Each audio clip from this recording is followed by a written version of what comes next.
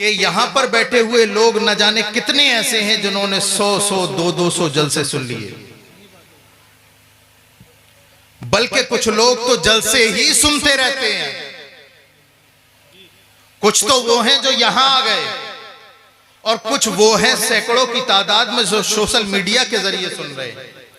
मेरा इन तमाम सुनने वालों से एक सवाल ये है कि क्या कोई एक जलसा भी आपकी जिंदगी में बदलाव ला सका? यहां से लेकर के वहां तक मैं आपसे पूछना चाहता हूं, क्या कोई एक जलसा भी आपको इस काबिल बना सका कि आप हश्र के मैदान में अपने नबी के सामने जब हाजिरी हो तो पशेमानी का जो है पशेमान बन करके शर्मिंदा होकर के अपने रसूल की बारगाह में हाजिर न हो? क्या कोई एक ऐसा जलसा भी आपने सुना?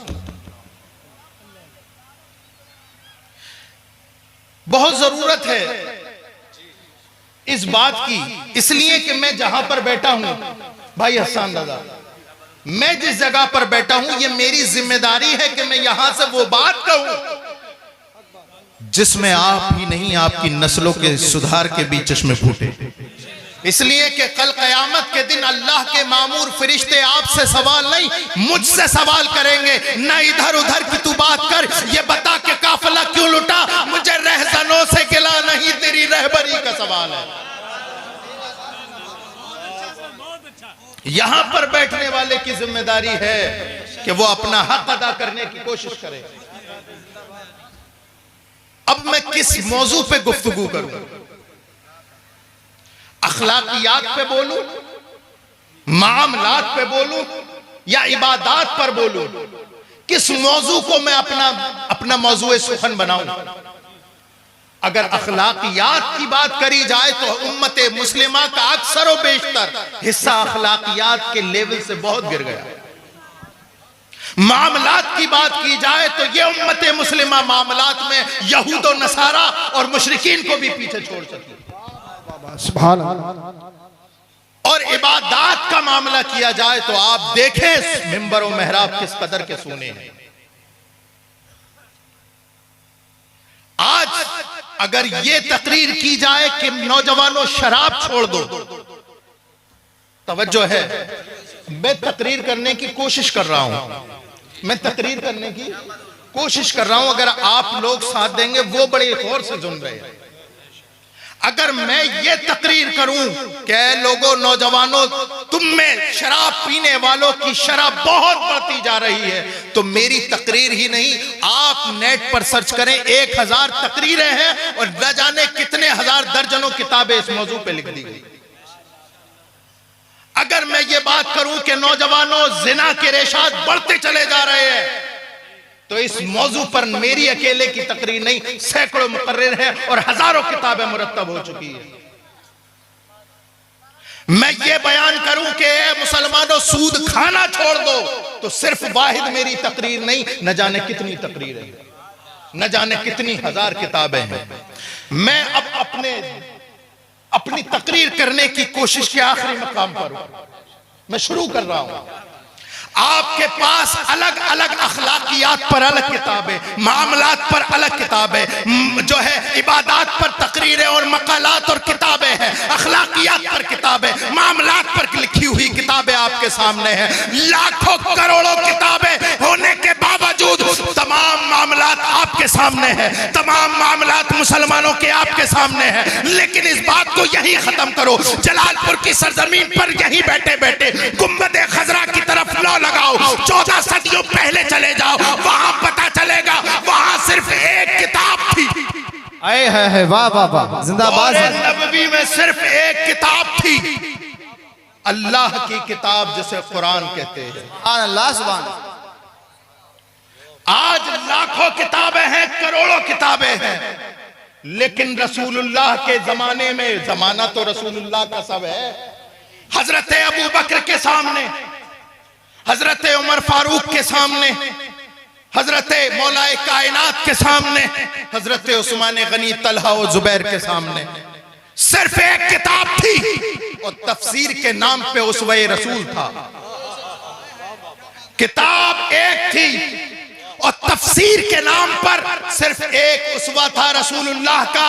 एक किताब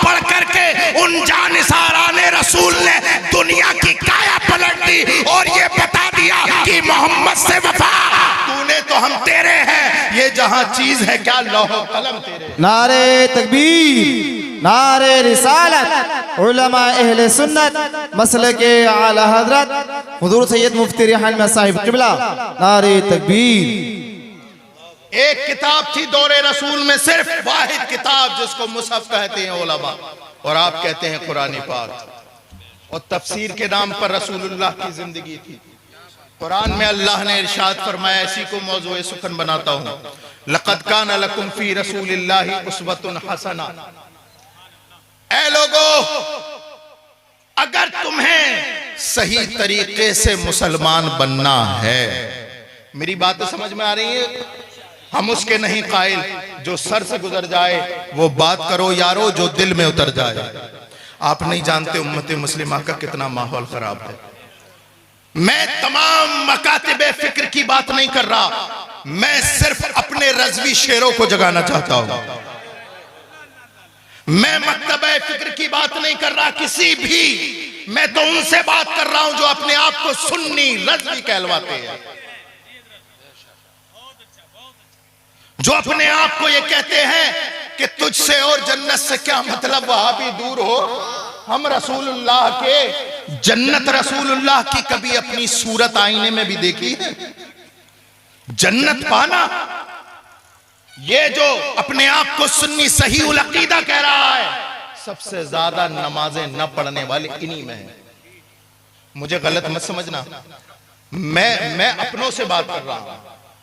मैं किसी और को कहूं, मैं किसी और बच्चे के थप्पड़ मारूं, उसके बाप को गुस्सा आएगा, लेकिन मैं खुद अपने भाई को थप्पड़ मारूं तो किसे दर्द होगा? मुझे पता है मेरा भाई कहां पर गलत कर रहा है। और एक बात बता दूं आपको, इस्लाह यहां से लेकर के वहां तक सबकी होनी है, इससे मैं भी खाली नहीं। बशमूलियत मन यहां से लेकर वहां तक काया पलट गई इस्लाम की। क्या इस्लाम था? रसूलुल्लाह के जमाने में कौन सा इस्लाम था और तुम कहां पर लेकर आए? आज अगर कोई सूद खाए तो उसे बिजनेसमैन कहते हो, अगर कोई शराब पीने वाला हो उसे सो कोल्ड मुसलमान कहते हो, अगर कोई अल्लाह अकबर कबीरा धोखा दे दे तो उसे अक्लमंद और चालाकी का नाम देते हो। जरा रसूल पाक सल्लल्लाहु अलैहि वसल्लम की जीवनी तो पढ़ो। कौन सा इस्लाम लिए फिर रहे हो? मैं आपसे पूछूं, जलालपुर के गयूर मुसलमान, जरा बताओ आप मुसलमान क्यों हैं? तो बताएंगे इसलिए कि हमारे अब्बा मुसलमान हैं। अब्बा से पूछा जाए आप मुसलमान क्यों हो, तो अब्बा कहेंगे इसलिए कि हमारे दादा मुसलमान थे। दादा से दादा की शरत टटोली जाए तो पता चलेगा इसलिए दादा मुसलमान थे कि परदादा मुसलमान।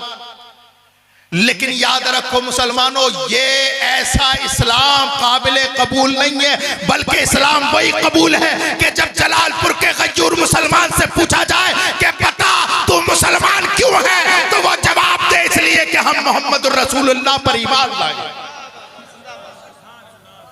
इस्लाम में कोई जातिवाद, कोई बाप दादा नहीं। बाप दादाओं का दीन खत्म करने के लिए ही इस्लाम आया है। आज तुमसे पूछा जाए कि ये 40वां हो गया अब्बा का और ये देगे बना रहे हो आप, क्यों कर रहे हो? बोले क्या करें, मजबूरी है हमारी, और हमारे वालिद भी ऐसे करके चले गए। आज अगर पूछा जाए कि आपके यहां पर, आप तो नमाजी परहेजगार हैं, आपके बेटे के जो है अल्लाह अकबर कबीरा मंडे में डीजे और गाने क्यों बज रहे हैं, तो आपका जवाब यह होता है कि हजरत क्या करें, मजबूर हैं। रिश्तेदार बैठने को तैयार नहीं थे, रिश्तेदार बैठने को तैयार नहीं, दामाद बैठने को तैयार नहीं, भातैया आने को तैयार नहीं। उनकी शर्त ही ऐसी थी कि जब तक डीजे गाने बाजे नहीं बजेंगे हम तुम्हारे यहाँ शादी में शिरकत नहीं कराएंगे। अरे मैं उन लोगों को सलाम करता हूँ जो ये कहते हो बहनोई होगा अपने घर जाकर के बैठ, भातैया होगा अपने घर का होगा, ये रसूल के आशिक का घर है, यहाँ मौत तो आ सकती है, रसूलुल्लाह की बगावत नहीं हो सकती। जिंदाबाद जिंदाबाद, वाह वाह सुभान अल्लाह। ऐसे मुसलमान कहाँ हैं? ऐसे मुसलमान कहां हैं? एक वो मुसलमान थे कि जब कुरान ने कहा वस्मऊ आती हूं, अपने रसूल की सुनो और अमल कर लो, इताअत करो। एक लम्हा भी नहीं सोचते थे कि दरमियान में रसूल ने फरमाया ऐसा तो हमें करना चाहिए कि नहीं। हजरत अबू हुरैरा, नहीं जानते आप लोग हजरत अबू हुरैरा को? यहां पर बैठने वाला जो हदीस बयान करता है उसमें अक्सर और बेशतर रिवायात हदीस हजरत अबू हुरैरा से, वो जात हजरत अबू हुरैरा की।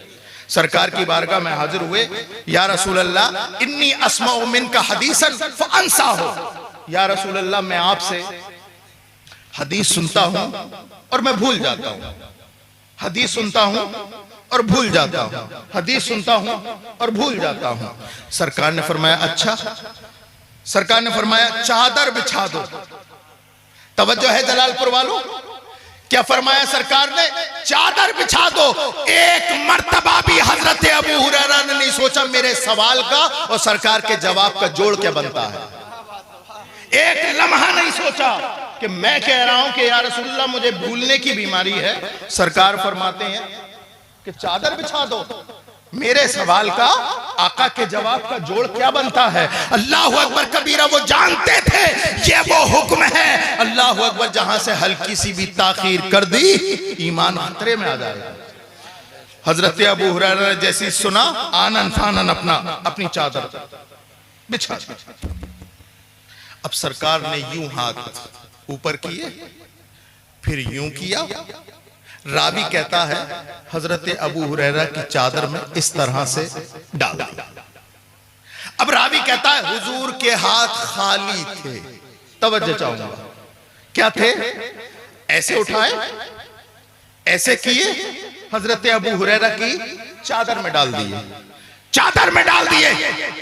रावी, जितने रावी हैं सब ये कह रहे हैं कि ऐसे हजरत सरकार के हाथ थे, खाली थे और डाल दिए, खाली थे डाल दिए। हर देखने वाले ने देखा खाली है, डाल दिए। लेकिन मैंने बरेली के इमाम अहमद रजा से पूछा, ए इमाम अहमद रजा, मुकर्रिर तो ये बताते हैं कि हाथ खाली थे। वो कहते हैं, बरेली का इमाम बोलता है, अरे नादान, इनके चक्कर में ना पड़ना। अरे सुन, इनके चक्कर में मत पड़ना। सुन, मैं बताता हूं कि सरकार के हाथ में क्या है, क्या है, क्या है सरकार के हाथ में। ऐसे ऐसे ऐसे करके पकड़ा और ऐसे रख दिया। अब इमाम कहते हैं मालिक कौनैन है, ऐसे करके पकड़ा, ऐसे रख दिया। मालिक कौनैन है, गो पास कुछ रखते नहीं, दो जहां की नेमतें हैं उनके खाली हाथ में। लोगों ये मत देखो कि सरकार के हाथ खाली हैं, अरे अल्लाह के खजाने की कुंजी रसूलुल्लाह के हाथ में। अल्लाह अकबर कबीरा, एक लम्हा भी नहीं सोचा। हम क्या करते हैं कि हमें ये नहीं पता कि नमाजें पढ़नी चाहिए, हमें ये नहीं पता कि रोजा रखना चाहिए, हमें ये नहीं पता कि अच्छे अखलाक से पेश आना चाहिए, हमें ये नहीं पता, अल्लाह अकबर कबीरा, अल्लाह अकबर कबीरा, हमें ये नहीं पता कि किसी को गाली नहीं देना चाहिए, हमें ये नहीं पता कि गीबत नहीं करनी चाहिए। लेकिन उसके बावजूद भी आज मुआशरे के हालात देखें। रसूल पाक सल्लल्लाहु अलैहि वसल्लम ने 14 सदियों पहले इरशाद फरमाया है, लोगों मेरी उम्मत पे एक जमाना आएगा, ला यब्का मिनल इस्लाम इल्ला इस्मुहु वला यब्का मिनल कुरआन इल्ला रस्मुहु। सरकार ने इरशाद फरमाया, लोगों मेरी उम्मत पे एक ऐसा जमाना आएगा कि इस्लाम सिर्फ नाम का रह जाएगा, नाम का। वला यब्का मिनल कुरआन इल्ला रस्मुहु, और कुरान सिर्फ लिखा हुआ रह जाएगा। आज अक्सर और बेशतर मुसलमान इसी ख्याल में है कि हम तो मुसलमान हैं, बाकी तमाम मामलात हमारे यहूद और नसारा वाले। आज हमारे घरों में कुरान तो है लेकिन पढ़ने की तौफीक किसी को नहीं होती। वो जब से हमने जुज़दान में सजा करके रखा और ताक में रख दिया, अल्लाह अकबर कबीरा, अल्लाह अकबर कबीरा, अल आयाज़ु बिल्लाह, अल्लाह माफ फरमाए, एक एक इंची गर्द जम गई, कोई पढ़ने वाला नहीं है। बताएं कितने लोग ऐसे हैं जिनके घरों में कुरान पाक की तिलावत होती है? चंद लोग होंगे, चंद लोग होंगे, चंद लोग होंगे। ये बताइए कि कुरान ताकों में सजाने के लिए आया? कुरान ताकों में सजाने के लिए नहीं बल्कि पढ़कर अमल करने के लिए आया था। आज हमारे पढ़ना तो दूर की बात, कुरान पाक सीखने को तैयार नहीं, और उसे इस्लामी किताब बना करके हमने ताक में रख दिया। और अब मुसलमान तो इतने बड़े हैं कि बेटी की शादी हो तो ये पता है 3 दिन पहले वो जाता है कुरान पाक बेटी की ससुराल। बेटी घर की औरतें फिर भी पढ़ लेती हैं, लेकिन मर्दों को मयसर नहीं है। इन्हें पढ़ने की आदत किस बात की है? हाँ, अखबार होना चाहिए, हसन रजा साहब, दैनिक जागरण हो, अमर उजाला हो, सुबह हो, एक हाथ में कप हो, टेबल पे अखबार हो, ये चाहिए।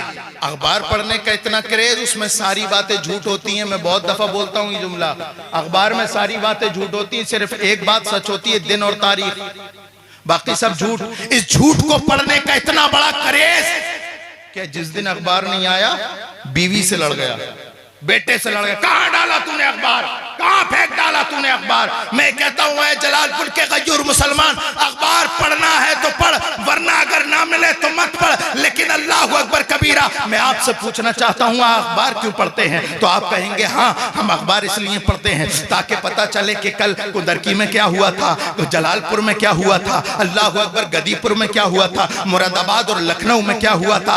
आप अखबार इसलिए पढ़ते हैं ताकि पता चले कि कल क्या हुआ था। मैं कहता हूं जलालपुर के गयूर मुसलमान, अरे तू कुरान पढ़ा कर ताकि तुझे पता चले कि कल क्या होने वाला है। सहरा में, जंगलों में, बयाबान में पढ़ो, मीनार गिर पड़े तो मैदान में पढ़ो। ये बेखबर सहाफी तुम्हें क्या बताएंगे कल होने वाला क्या है। ये कुरान। नारे तकबीर, नारे रिसालत, अज़मते कुरान, शाने कुरान, इस्लाहे मुआशरा कॉन्फ्रेंस, मसलके आला हज़रत। सुभान अल्लाह। रसूल पाक सल्लल्लाहु ताला अलैहि वसल्लम की जिंदगी हमारे लिए नमूना अमल है। आप जिस भी फील्ड में चले जाएं, चाहे उसका ताल्लुक अखलाकियात से हो, चाहे उसका ताल्लुक तिजारत से हो, चाहे उसका ताल्लुक इबादत से हो, रसूलुल्लाह की जिंदगी तुम्हारे लिए नमूना अमल है। आज लोग कहते हैं कि हजरत गुर्बत इतनी है कि नमाज पढ़ी नहीं जाती। अगर नमाज पढ़ेंगे तो खाना कैसे बनेगा? अगर नमाज पढ़ने लगे तो भट्टे पे जाएंगे कैसे? और अगर भट्टे पे नहीं जाएंगे तो फिर घर में 500-600 रुपए कैसे आएंगे? मैं कहता हूं कि ए गरीब मुसलमान, हाँ, गुर्बत ने तेरे घर पे दस्तक दी है और पांव पसार लिए हैं, लेकिन एक मर्तबा रसूलुल्लाह की जिंदगी तो पढ़। सरकार का तवक्कुल देख। ग़ज़वा खंदक का मौका है, रसूल पाक सल्लल्लाहु अलैहि वसल्लम अपने सहाबा से कांधे से कांधा मिला करके ग़ज़वा खंदक में लगे हुए हैं, खंदक खोद रहे हैं। अरे बाकी जितने सहाबी थे, अल्लाहु अकबर कबीरा, सब ने एक दिन के फाके से थे, कोई 2-2 दिन से फाका से था। अल्लाहु अकबर कबीरा, सहाबी ने आके अर्ज की, या रसूल अल्लाह, भूख से परेशान है, घर में खाने को नहीं, बीवी बच्चों को नहीं, हम यहीं लगे पड़े हैं, यही खंदक की खुदाई कर रहे हैं। या रसूल अल्लाह, हम कई दिन से परेशान हैं, हमारे देखिए पेट खोल करके दिखाया, देखिए या रसूल अल्लाह, हमारे पेट पर पत्थर बंधा हुआ है। रसूल पाक सल्लल्लाहु अलैहि वसल्लम ने अल्लाहु अकबर कबीरा जैसे ही सुना तो अपने सहाबी की तरफ मुस्कुरा के देखा और अपनी कमीज उठाई। रावी कहता है मोहम्मदुर रसूलुल्लाह ने, इस दुनिया के वाहिद सच्चे लीडर ने अपनी कमीज उठाई। सारे सहाबा देखकर चौंक गए। रसूलुल्लाह कई दिन के भूखे प्यासे और पेट पर एक नहीं 2 पत्थर बंधे हुए। अल्लाह अकबर, अल्लाह। सब्र और तवक्कुल से काम लिया करो, इसलिए कि रसूलुल्लाह की जिंदगी तुम्हारे लिए नमूने अमल है। आप अगर भूखे हैं, सब्र कीजिए, सब्र कीजिए। अल्लाह की नेमतें जो जन्नत में है, उस नेमत के सामने दुनिया की कोई हैसियत नहीं। आप अगर गरीब हैं तब भी सरकार की जिंदगी आपके लिए नमूने अमल है। आप अगर मालदार हैं तो देखिए सरकार की बारगाह में एक बहुत बड़ा बकरियों का रेवड़ सरकार को किसी ने खिदमत में दे दिया, तोहफतन दे दिया। तो एक ने आकर के सरकार की बारगाह में अर्ज की, या रसूल अल्लाह, अब तो आप मालदार हो गए, अब तो आप मालदार हो गए। सरकार ने फरमाया तूने मेरी मालदारी क्या देखी? सरकार ने इरशाद फरमाया मालदार हो गए या रसूल अल्लाह, आपके पास बहुत बड़ा बकरियों का रेवड़ है। सरकार ने फरमाया मुझे मालदारी पसंद नहीं है, मैं गुर्बत को पसंद करता हूं, जा वो जितनी बकरियां हैं मैंने तुझे दे दी। ये सरकार की मालदारी। और देखिए फिर इसार, कुर्बानी और दूसरों को देना। और हाँ, अगर अल्लाह रब्बुल इज्जत तुम्हें किसी काबिल बना दे, अगर तुम गांव के प्रधान बन जाओ, अगर डीएम एसडीएम बन जाओ, विधायक बन जाओ, तब भी रसूलुल्लाह की जिंदगी आपके लिए नमूना अमल है। आज तो मुसलमान का हाल ये है, मैं अपने आखिरी वक्तों में तकरीर कर रहा हूँ, आज मुसलमान का हाल ये है, इतना बुरा हाल है कि अभी ये किसी लायक नहीं होता, दुश्मनी हो जाती है तो सब्र करता है। किस लिए सब्र करता? मैं जरा प्रधान बन जाऊं तो तेरी ईंट से ईंट बजाऊंगा, मैं विधायक बन जाऊं तो तेरी ईंट से ईंट बजाऊंगा, मैं फला मंत्री का करीबी हो जाऊं तो मैं तेरी ईंट से ईंट बनाऊंगा। ए मुसलमानों, अल्लाह तुम्हें कोई मनसब अता करे तो जरा देखना मदीने के ताजदार की तरफ। रसूलुल्लाह की जिंदगी उस वक्त भी तुम्हारे लिए हिदायत और नमूना अमल है। देखो रसूलुल्लाह सल्लल्लाहु अलैहि वसल्लम, फतेह मक्का का दिन है, सरकार मक्के की तरफ जा रहे हैं और फातिहाना शान और शौकत से जा रहे हैं। मक्के की सरजमीन पर लाइन से खड़े हैं कौन? जिन्होंने रसूलुल्लाह को गालियां दी। कौन? जिसने रसूलुल्लाह के घर वालों को परेशान किया। कौन? जिसने रसूलुल्लाह के रास्ते में जो है कांटे डाले। कौन खड़े हैं जिन्होंने रसूलुल्लाह की सारी जिंदगी मुखालिफत की? बदर से लेकर के फतेह मक्का तक तमाम दुश्मन रसूलुल्लाह की आंखों के सामने है। चाहते तो एक एक दुश्मन का सर कलम कर देते, लेकिन बाहर रहमतुल लिल आलमीन, वो हर आलम की रहमत है, किसी आलम में रह जाते, ये उनकी मेहरबानी है कि ये आलम पसंद आया। सरकार रहमतुल लिल आलमीन बन के आए और सरकार ने इरशाद फरमाया, ओ लोगों देखो मेरी जिंदगी तुम्हारे लिए नमूना अमल है। तुम अगर गरीब हो तब भी मेरी जिंदगी नमूना अमल है, अगर मालदार हो तब भी जिंदगी नमूना अमल है। और अगर तुम्हें अल्लाह किसी मनसब पर फाइज करे तो किसी और तरफ नहीं बल्कि फतेह मक्का का वाकया देख लेना। लाइन से खड़े हैं सरकार के तमाम दुश्मन। अल्लाहू अकबर। सरकार फरमाते हैं अंतुम तुलका, जाओ मैंने तुम्हें आजाद कर दिया। नारे तकबीर, नारे रिसालत, फैज़ाने गौसे आदम, मसलके आला हजरत शहजादा पीर सैयद रेहानिया साहिब किबला, आमदे हजरत अल्लामा मुफ्ती हम्माद रजा मुरादाबादी, आमदे हजरत अल्लामा मुफ्ती हम्माद रजा मुरादाबादी। नारे तकबीर, नारे रिसालत। तमामी हजरात से मैं गुजारिश करता हूँ अपनी जगह सुकून के साथ बैठे रहें। खतीबुल हिंद हजरत अल्लामा मुफ्ती हम्माद रजा मुरादाबादी की आमद मिंबर शरीफ पर हो रही है। आप तमामी हजरात से अदब के साथ मेरी गुजारिश है, सुकून के साथ बैठें और अदब के साथ बैठकर हुजूर की प्यारी बातें मोहब्बतों के साथ समाअत करें।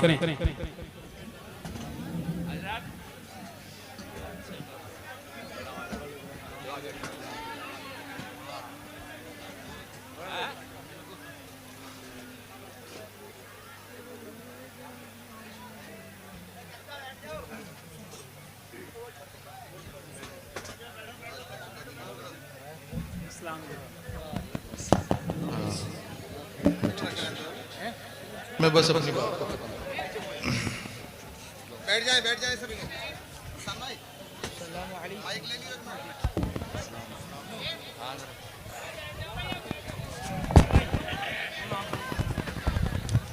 सभी लोग फौरन बैठ जाएं, बहुत जल्दी बैठ जाएं। सैयद साहब चंद ही मिनट में अपनी गुफ्तगू इंशाअल्लाह इख्तिताम की तरफ लेकर के जाएंगे। हेलो, सभी हजरात बैठ जाएं फौरन। ये भाई जो खड़े हैं वो जल्दी से जल्दी नीचे बैठें ताकि सैयद साहब क़िबला की तकरीर मुकम्मल हो। उसके फौरन बाद इंशाअल्लाह मुफ्ती हम्माद साहब क़िबला की तकरीर होगी। बैठ जाएं आप लोग। दुरूद पाक पढ़िए। अल्लाहुम्मा सल्लि अला सय्यिदिना व शफीना व हबीबिना व मौलाना मुहम्मदिन बारिक वसल्लम सलातु व सलामुन अलैका या रसूलुल्लाह सल्लल्लाहु तआला अलैहि वसल्लम। मेरे प्यारो, जिंदगी के किसी गोशे में आप चले जाओ, रसूलुल्लाह की जिंदगी तुम्हारे लिए नमूना अमल है। लक़द काना लकुम फी रसूलिल्लाहि उस्वतुन हसना। ऐ लोगो, मेरे नबी की जिंदगी तुम्हारे लिए उसवा है, बेहतरीन उसवा है। लेकिन अल्लाहु अकबर कबीरा, हालात ये है कि यहां पर बैठकर अगर कोई आपसे ये कह दे, ओ लोगो या रसूल अल्लाह का हो, कौन कौन जन्नत में जाना चाहता, हाथ उठा के कहे या रसूल अल्लाह। मैं आप पर टॉन्ट कर रहा हूं, उठा नहीं रहा आपके हाथ। मैं आपको यही बताना चाह रहा हूं मेरे प्यारो, जन्नत इतनी आसान नहीं, जन्नत इतनी आसान नहीं। आज झोलियों में ले लेके जन्नत की चाबी लोग घूम रहे हैं कि हमारे मुरीद हो जाओ जन्नत मिल जाएगी, हमारे मुरीद हो जाओ जन्नत मिल जाएगी, जबकि पीर की खुद की पक्की नहीं है। देखे मन आनम के मन दानम। भाई हसन रजा ने मेरे इतने बड़े बड़े अलकाब मेरी औकात से ज्यादा मुझे दिए। मैं जानता हूं मैं क्या हूं। मेरे प्यारो, एक तुम हो, एक मैं हूं, जमीनी सतह के लोग हैं जिनका जिक्र गली कूचों में होता है। लेकिन आओ मैं तुम्हें एक ऐसी शख्सियत की बात बता करके अपनी बात खत्म करता हूं जिनके जिक्र जमीन पर नहीं अर्शे मुअल्ला पे होते हैं। अल्लाहु अकबर कबीरा। हजरत उमर फारूक आजम रज़ी अल्लाह तआला अन्हु की शान किसके सामने मख्फी है? कौन सुन्नी ऐसा है जो हजरत उमर फारूक आजम को नहीं जानता? सरकार ने इरशाद फरमाया, ऐ लोगों जिसे चलता फिरता जन्नती देख रहा हो वो हजरत उमर को देख ले। अल्लाहु अकबर कबीरा। सरकार ने इरशाद फरमाया, हजरत उमर की वो शान है कि अगर ये किसी रास्ते से जा रहे हो तो क्या होता है, शैतान अपना रास्ता बदल देता है। मैं एक कदम और बढ़ाकर रसूलुल्लाह सल्लल्लाहु अलैहि वसल्लम की निस्बत से हजरत उमर फारूक आजम की आजमत और फजीलत बताता हूँ। हजरत उमर फारूक आजम की वो शान है कि 1 दर्जन से ज्यादा उनकी मंशा के मुताबिक कुरान में आयात है। वो उमर फारूक आजम। लेकिन अल्लाहु अकबर, जब वक्त विसाल करीब आया, जब इंतकाल का वक्त करीब आया, अपनी बात मुकम्मल कर रहा हूं, वक्त करीब आया तो एक सहाबी को बुलाया। उनके पास सरकार दो आलम सल्लल्लाहु अलैहि वसल्लम ने मुनाफिकीन मदीना के नाम लिखवा दिए थे, फहरिस्त थी, और उन्हें बुलाकर के कहा कि रसूलुल्लाह के आशिक, ए सहाबी रसूल, तुम्हें रसूलुल्लाह का वास्ता, मैंने सुना है तुम्हारे पास मुनाफिकीन मदीना की फहरिस्त है, मेरा वक्त विसाल करीब है, खुदा के लिए देख करके ये बताओ कि उमर का नाम उन फहरिस्त में तो नहीं है। हजरत उमर फारूक आजम जिसके जन्नती होने की जमानत आमना का लाल दे रहा है, लेकिन खौफे खुदा का आलम ये कि पूछते हैं कि बताओ मुनाफिकीन मदीना के फहरिस्त में मेरा नाम तो नहीं। उन्होंने रोने लगे, ए अमीरुल मोमिनीन क्या बात करते हैं, खुदा की कसम आपका नाम उस फहरिस्त में नहीं है। जब वो चले गए, हजरत उमर फारूक आजम ने अपने बेटे को बुलाया, चारपाई पर लेटे थे। हजरत उमर फारूक आजम ने कहा, अब्दुल्ला बेटे, तूने सारी जिंदगी मेरी फर्माबरदारी की है, आखिरी लम्हात है मेरी जिंदगी के, मुझ पे एक एहसान कर। हजरत अब्दुल्ला इब्ने उमर कहते हैं, क्या अब्बा जान, बेटा बाप पर क्या एहसान कर सकता है, आप फरमाइए, जिस तरह से सारी जिंदगी आपकी फर्माबरदारी की है, वक्त विसाल भी आपकी फर्माबरदारी होगी। हजरत उमर फारूक आजम फरमाते हैं, मैं मरने वाला हूँ, इस दुनिया से कूच करने वाला हूँ, अल्लाहु अकबर कबीरा, मेरी रूह कब से उनसरी से प्रवास करने वाली है, मेरे बेटे एहसान ये कर, मुझे चरपाई से उठा और मुझे जमीन पे लिटा दे। अल्लाहु अकबर। रावी बयान करता है, जब हजरत अब्दुल्ला बिन उमर ने हजरत उमर फारूक आजम को कमर के बल जमीन पर लिटाया, हजरत उमर फारूक आजम फौरन उल्टे हुए अपनी नाक जमीन पर रगड़ने लगे।